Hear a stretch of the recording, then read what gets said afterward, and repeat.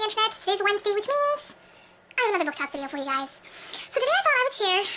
Hang on, am I cricket? I feel like I might be cricket. Hang on a sec.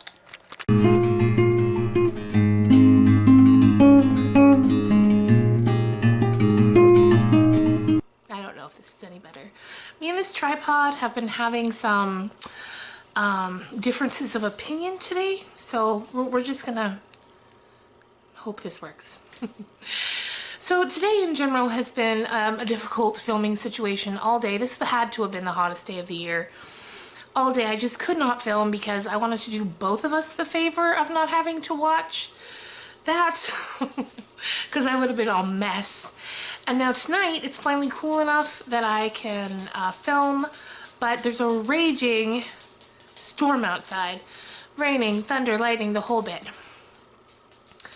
So if you can hear any kind of craziness, that's what you're hearing. But let's just jump right into it. Today I wanted to talk about some of my favorite books about writing. Now, aside from YouTube videos, what I like to do the most is write. I like to work on stories, but also journaling.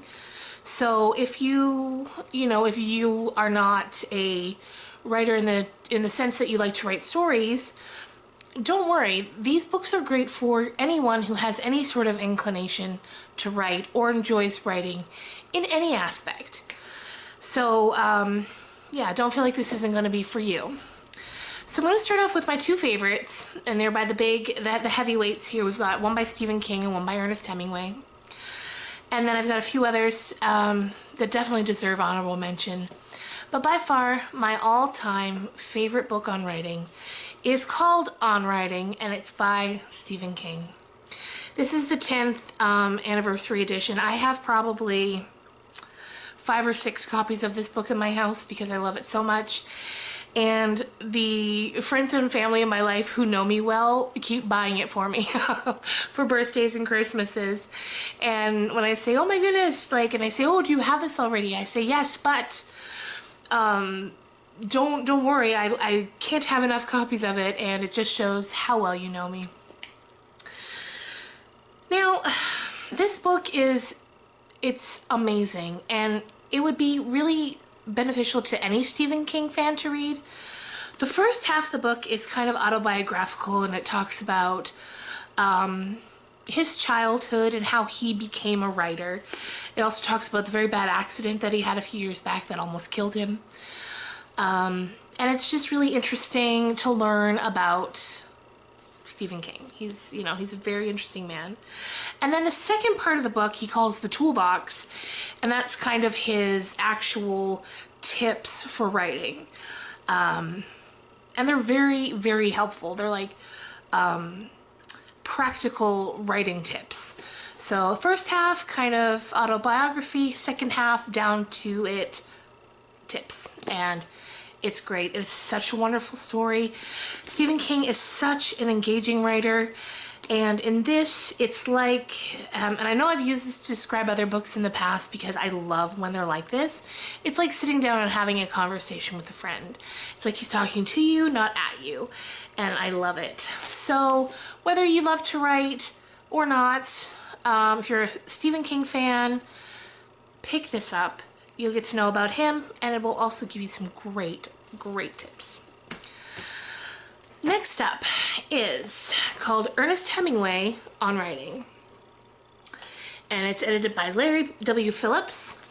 This was put out after Hemingway had died, and Hemingway had a thing where he was very superstitious and protective of his writing, and he was worried that if he would talk about it, it would somehow taint it, and maybe the muses would get mad and they wouldn't give it to him anymore.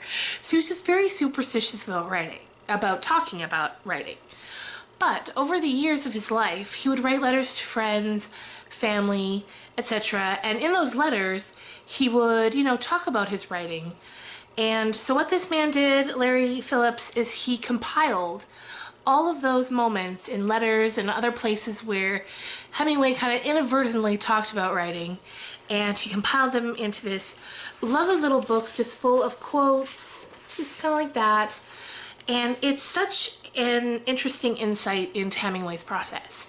I find that of all the writers that I greatly admire, and Hemingway is definitely one of them, he's always been the biggest mystery to me out of them all. And so this kind of peels back a layer, but not too much, because, you know, that layer of mystery is kind of what is, you know, an aspect of what's so appealing about Hemingway. But it peels back a layer just enough to give you a little look into the mind of the man who wrote so many fantastic books. So those are the two big ones. But I do have a couple more I'd like to share with you. So this one here, I love too. This is called Writing Down the Bones, Freeing the Writer Within. And it's by Natalie Goldberg. And it's this really pretty little volume. And this book is just jam-packed full of exercises and tips and advice. There's just so much good in here. And like the subtitle says, freeing the writer within. So even if it's, you know, even if writing's not something you actively do a lot of now, but you want to, this is such a great book. And it just breaks it down. It gives you a lot of inspiration, and I found that so helpful.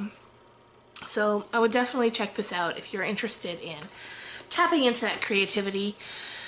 And even if you're already tapped into it, there's just such a wealth of information. As with anything that you love, you really can't learn too much about it. And so, you know, if you pick up one of these books and you're like, oh, some of it's not for me, just toss it, keep what's good, and you can't go wrong. So next up, this one's more to the point of novel writing. And this is called How Not to Write a Novel, 200 Classic Mistakes and How to Avoid Them, a Misstep-by-Misstep Guide by Howard Middlemark and Sandra Newman.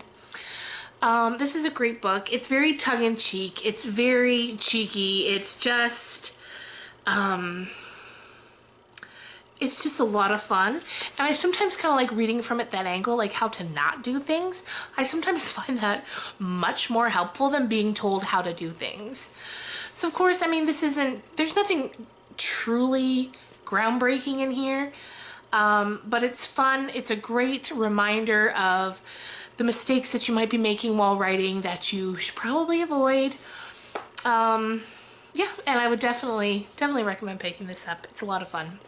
I laughed a lot while reading that one. And finally, this is a gorgeous book. This book is actually found in self-help sections. In bookstores, at least that's where I found this and where I've seen it since. And it's called The Right to Write, An Invitation and Initiation into the Writing Life by Julia Cameron. And this book kind of focuses on writing as a way of healing and journeying inward. And I find that so interesting. And it's a beautiful book. It's beautifully written. She's very talented. And yeah, it talks about how writing and recording in that manner is something that's deeply kind of rooted within us as human beings. And she looks at it from like a human nature point of view. And it's just really fun to read. And like I said, it's beautifully written, and you'll find kind of tips and ideas on how to sort of delve into finding yourself a little more through writing. So I definitely recommend checking that out. But of course, my number one recommendation, if you take anything away from this, let it be this. Stephen King on writing. I cannot recommend it enough. It's so good. And I think everyone could enjoy it. So my darlings, that's it for today. I hope you're having a lovely week. And yeah, that's about it. So I will see you guys again on Friday. And take care.